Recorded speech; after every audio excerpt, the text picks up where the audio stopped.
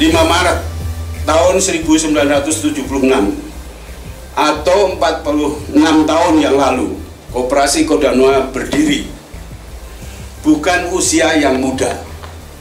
Banyak tantangan yang kita hadapi, mulai dari krisis moneter tahun 1997, tahun 1998, kita bisa melaluinya. Bahkan pertumbuhan aset justru mengalami peningkatan. Pada tahun 2028, kita juga mampu bertahan, bahkan mampu membuka cabang di Tegal dan cabang di Bandung Ciamplas. Kita kembali diuji dalam beberapa tahun ke belakang. Perekonomian secara global mengalami pelambatan. Terjadi perang dagang antara Amerika dengan Tiongkok. Kemudian disusul dengan adanya pandemi COVID-19 yang sudah 2 tahun berlangsung di seluruh dunia. Pandemi ini memukul seluruh sendi-sendi kehidupan termasuk perekonomian yang mengakibatkan terjadinya resesi. Kondisi-kondisi tersebut di atas secara langsung maupun tidak langsung mempengaruhi usaha masyarakat termasuk anggota dan calon anggota koperasi yang merupakan pelaku ekonomi sektor real. Demikian pula Koperasi Kodanua. Akibat pandemi yang masih terus terjadi mempengaruhi kinerja koperasi, di mana hanya mampu merealisasikan sebesar 60% dari program kerja yang telah ditetapkan.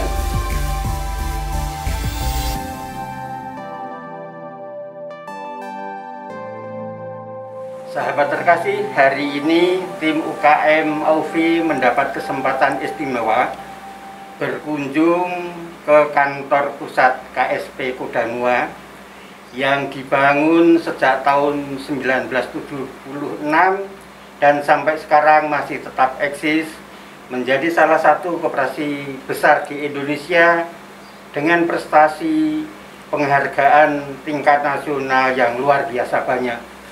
Hari ini tim UKM Aufi akan berbincang langsung dengan pengendali utama Bapak HR Supriyono sebagai Ketua Umum KSP Kodanua.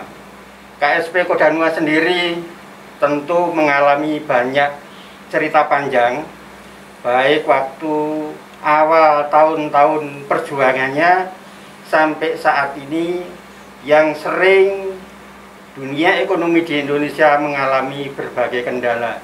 Selamat siang Pak Pri. Selamat siang.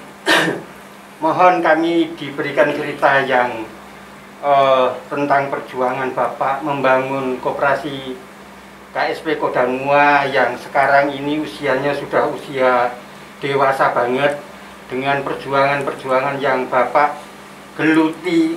Ini benar-benar digeluti nih Pak perjuangannya Pak. Mungkin pengalaman ini juga akan sangat bermanfaat untuk teman-teman yang bergerak di dunia perkoperasian yang sedang awal membangun koperasi. Silakan Pak Pri. Baik. Assalamualaikum warahmatullahi wabarakatuh. Selamat siang Pak Mar. Selamat siang Pak Pri. Alhamdulillah kedatangan Pak Mar ini akhirnya menggugah saya ingin menceritakan kondisi Koperasi Simpan Pinjam Kodanua pada saat mengalami gonjangan-gonjangan. Mulai dari perjuangannya ya Pak? Dari perjuangan awalnya.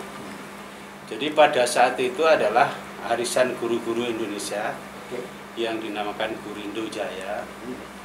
Dan Gurindo Jaya ini saat itu sangat eksis di dalam arisan itu. Ya. Bahkan sampai kanan kiri saudara tetangga itu menginginkan pinjaman dana dari arisan itu. Sehingga guru-guru tadi mendirikan yang namanya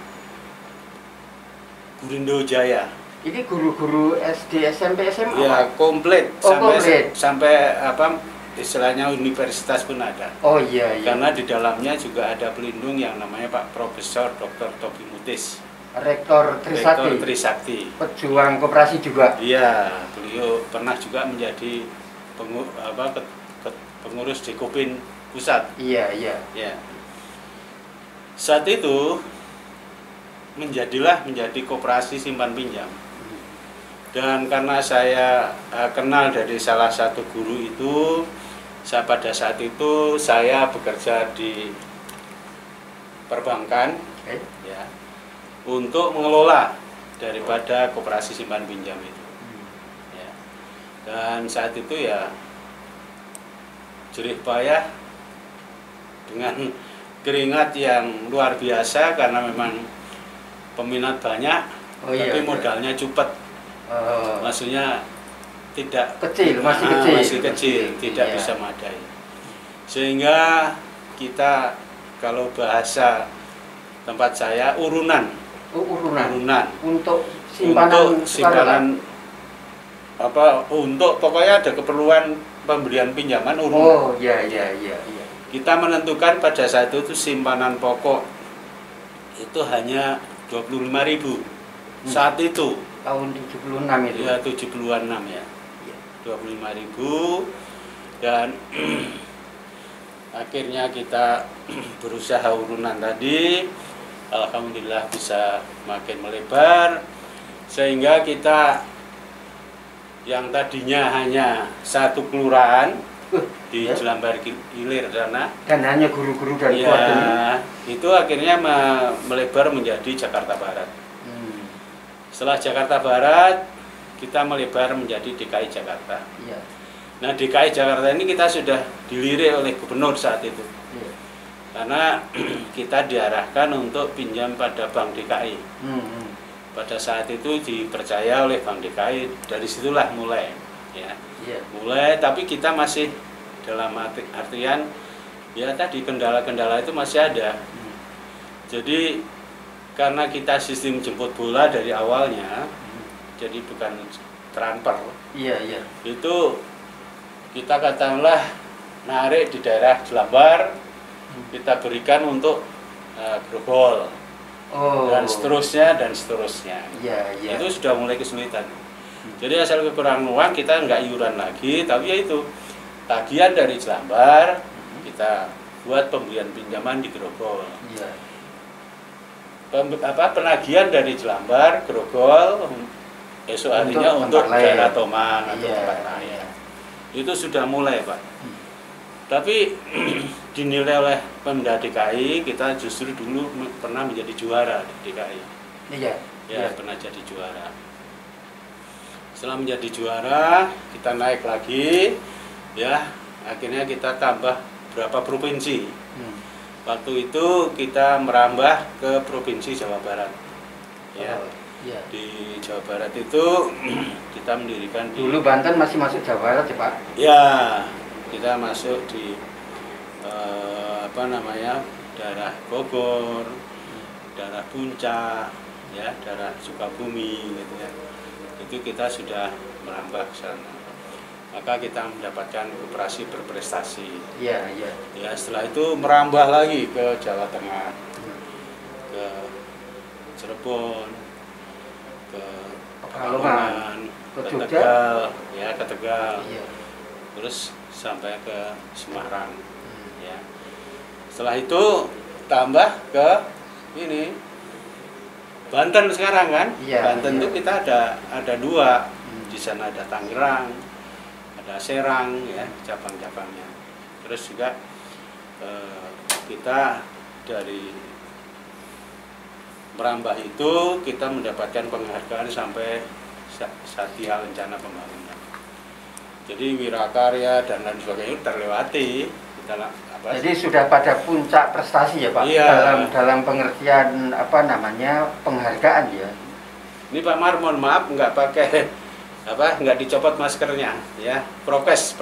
Bapak, ya, kita mesti harus menjaga kesehatan semua orang. Amin. Iya. Pak Pri, Ya. tadi diceritakan mulai dari perbankan, Pak. Ketika masuk di dunia perkoperasian, adakah kesulitan menyesuaikan diri misi perbankan lalu ke misi koperasi gitu, Pak Pri? Ada. Karena gini, kalau perbankan tuh kalau sudah ketok palu ya harus dijalankan. Iya. Tapi kalau di koperasi ini istilahnya pendekatan. Pendekatan karena ya tadi kemanusiaan. Jadi kita kekeluarganya itu sangat tinggi. Nah, contoh saya dengan Pak Mar gitu kan. Iya. Begitu Pak Mar datang langsung teh manis keluar. Iya, kan? itu Ini yang contoh perlu disyukurin. seperti itu, Iya. ya kan? Biarpun hanya teh manis karena saya tawarkan Bapak sudah makan siang gitu. Iya. Nah, setelah itu jadi juga nggak seperti di perbankan. Kalau nggak bayar, saya sikat jaminannya, atau kita sita, atau kita lelang. Itu di perbankan. Di perbankan itu Iya. seperti itu. Ini kalau di ini kita pendekatan. Harus ada pendekatan kekeluargaan. Kekeluargaan. Iya. Itulah yang beda antara perusahaan dan koperasi. Maka kemarin dalam sambutan RAT saya atau dalam tanya jawab dengan anggota, Bapak Ibu kalau pinjam bank sampai botak nggak bakalan jadi direktur bank. Iya. Tapi kalau di koperasi Bapak Ibu bisa duduk sebagai ketua koperasi. Saya sampaikan ke situ kemarin. Ya. Ini tujuannya apa? Untuk memacu anggota supaya tambah yakin. Nah, itu Pak Pri, itu kan memacu anggota supaya yakin. Terus memacu anggota supaya mempunyai loyalitas tinggi. Mungkin juga ada kiat tersendiri, Pak Pri. Ya, nah maka kita ini dengan Trekmat Jemput Bola itu kita ada yang namanya tenaga penyuluh. Tenaga penyuluh ini adalah ujung tombak untuk memberikan informasi kegiatan maupun informasi tentang perkoperasian. Oke. Jadi kalau zamannya dulu Departemen Koperasi itu adalah penyuluhan, maka kita namakan petugas penyuluhan. Nah, atasannya itu yang namanya kasubsi, itu dia yang istilahnya menilai kreditnya kalau di perbankan. Tapi kalau di koperasi menilai ya kekeluarganya, terus kondisinya, prospek usahanya, terus juga kemungkinannya untuk nakal atau tidak. Kalau bahasa di perbankan mungkin karakternya gitu. Tapi kita justru karakter ini kita nomorkan berapa gitu. Dan karakter dibangun melalui penyuluhan tadi. Jadi bisa kita modifikasi. Jadi kalau seperti itu pendidikan pembangunan loyalitas anggota tidak terjadwal ya Pak. Artinya ketika udah setiap saat Pak. Iya, artinya setiap saat ya. Ya, tapi tetap Koperasi Kodana mengadakan penyuluhan dan pendidikan secara berkelompok. Kan? Jadi termasuk rapat anggota itu juga di dalamnya isinya pendidikan Pak. Karena membangun loyalitas, membangun pengertian koperasi, baik itu sambutan dari Dewan Koperasi, sambutan dari instansi lain, sambutan dari Kementerian Koperasi atau Departemen Koperasi zaman dulu. Itu sudah ilmu. Iya, sudah ilmu. Pak Pri, ketika Koperasi Kodanua sudah semakin besar, tetapi kan juga ada gejolak situasi di dalam perekonomian kita. Menurut Pak Pri, pada kondisi seperti apa yang paling berat perjuangan Kodanua, Pak Pri? Ya. Jadi tadi sudah saya sampaikan dari awal bahwa Kodanua ini menghadapi gejolak-gejolak itu sudah biasa, sering ya, sudah bukan biasa, sudah sering. Tapi kita mencari peluang-peluang untuk mencari jalan keluarnya. Bahkan tahun 98 itu juga krisis Pak, krisis. Tapi alhamdulillah Kodanua itu malah bahkan bisa membuka kantor Tegal dan kantor, kalau nggak salah, kantor Pekalongan, ya kalau nggak salah gitu ya, antara dua itu. Nah itu, ya itu tadi kita selalu mencari peluang, ya. pada saat itu perbankan sedang goyang, justru kita masuk. Oh. Ya, masuk karena masuk ke masyarakat ini. Iya. Masyarakat ya di dalam artian membantu di situ supaya dia mau masuk menjadi anggota koperasi. Oh. Dan ini dalam kondisi pandemi ini kita juga berusaha, Pak. Tapi memang ini karena global, Pak. Iya. Jadi ini agak kita mencari peluang untuk jalan keluar ini, ya kita akhirnya bersabar saja. Bersabar, kita tetap tekun. Saya teruskan seluruh manajemen Kodanua tetap harus semangat, ya kan, jaga kesehatan, ya. Terus juga harus berdoa. Pak Pri, kalau kemarin sambutan dari Ketua IKSP, Pak Andi, itu kan dikatakan bahwa tahun 2022 itu menjadi tahun emas kebangkitan perekonomian. Menurut Bapak, koperasi simpan pinjam Kodanua sendiri akan seperti apa, Pak, memulai dari tahun 2022 Memang itu? di dalam program kerja koperasi Kodanua kita di tahun 2022 ini recovery. Misalnya perbaikan, Pak. Iya. Perbaikan dalam artian yang selama ini sudah kita jaga rat-rat, kita harus betulin mana yang lagi rapuh, ya kan, rapuh dalam artian karena yang kena itu sekarang ini bukan hanya koperasinya, Pak. Iya. Anggota-anggotanya ini pada kena semua, sehingga mereka harus dibangkitkan, diberikan motivasi, semangat, tambahan modal lagi, ya. Nah ini modal ini tentunya kemarin kami menyampaikan pada seluruh anggota untuk menabung 200.000 per anggota. Per bulan? Enggak, sekali. Oh, sekali. Untuk tadi recovery tadi. 200.000 katakanlah anggota kita hampir 5.000 kan udah 1 miliar. Iya. Ya, uang kan? segar. Ya, uang segar. Iya. Nah ini 200.000 ini itu tadi anggota-anggota kita yang sedang terpuruk, yang perlu minta bantuan dengan pinjaman lunak, itu dengan cara itu. Pak Pri, kan sebenarnya Kodanua ini kan anggota terbesar, kan mempunyai kegiatan produktif ya Pak Pri. Ya. Seberapa besar sih Pak anggota-anggota yang mempunyai kegiatan produktif kalau dihitung persentase, Pak? Walaupun tadi kan mulai dari guru-guru, tapi guru-guru itu kan mungkin sekarang juga sudah sepuh-sepuh kali ya. Sekarang kan yang dibangun kan anggota-anggota yang produktif, Pak. Ya. Itu berapa persen, Pak? Kalau yang produktif itu sekarang ini malah kalau saya katakan 90-an persen. 90%? Ya, 90%. Oh. Nah, masing-masing itu punya usaha. Punya usaha perdagangan, punya usaha ya UKM lah, Pak. UKM ya, Pak. Pak, kalau dari 90% anggota KSP Kodanua yang produktif itu, Pak, yang terbesar itu di usaha kegiatan apa, Pak? Misalnya apa, kuliner atau toko atau apa, Pak? Jadi ada yang sekarang pinjamannya agak besar itu, yang pertama adalah pengusaha ini, Pak, perdagangan. Yang kedua sayuran, ya. Yang ketiga ini apa, material. Terus yang keempat ada juga ini apa namanya, kelontongan gitu. Ada warung gas, ya? Ya, warung gas, ini plastik gitu ya. Iya. Itu yang sekarang ini pinjamannya agak besar-besar. Pak Pri, kalau kan sekarang ini kan Kodanua bagaimanapun juga sebagai koperasi besar di Indonesia, Pak Pri. Sekarang asetnya sudah berapa miliar, Pak Pri? Lalu ke depan itu apa yang harus dilakukan? Besar sih belum, Pak. Malu saya. Orangnya malu. Dikatakan besar itu kita ya biasa-biasa aja, cuma kita alhamdulillah masih bisa bertahan. Iya. Kalau dikatakan besar itu malu, terus terang aja ya. Malu.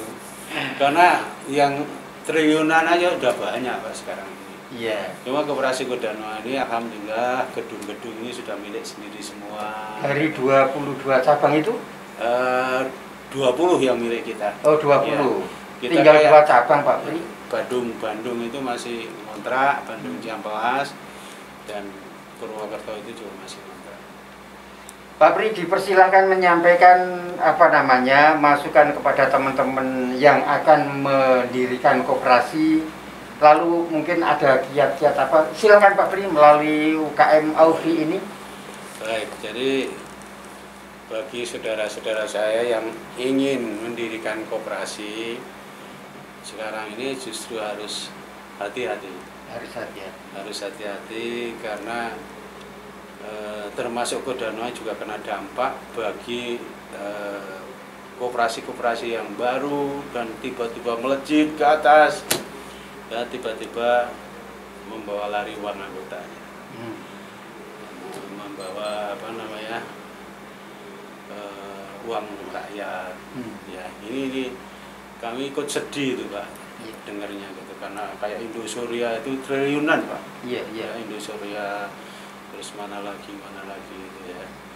Nah, wanti-wanti saya istilahnya kalau mendirikan koperasi harus satu tujuan.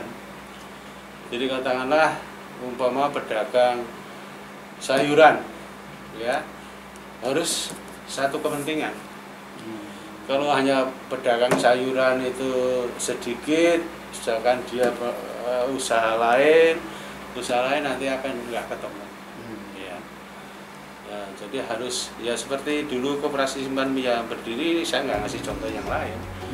Itu kan semua satu tujuan karena arisan. Karena arisan mereka merasa nyaman dan uangnya berlebih, bisa diberikan pinjaman kepada yang lain, pada masyarakat dan lain sebagainya, sehingga dilanjutkan menjadi koperasi simpan pinjam. Jadi tidak ujuk-ujuk koperasi simpan pinjam atau tidak ujuk-ujuk koperasi.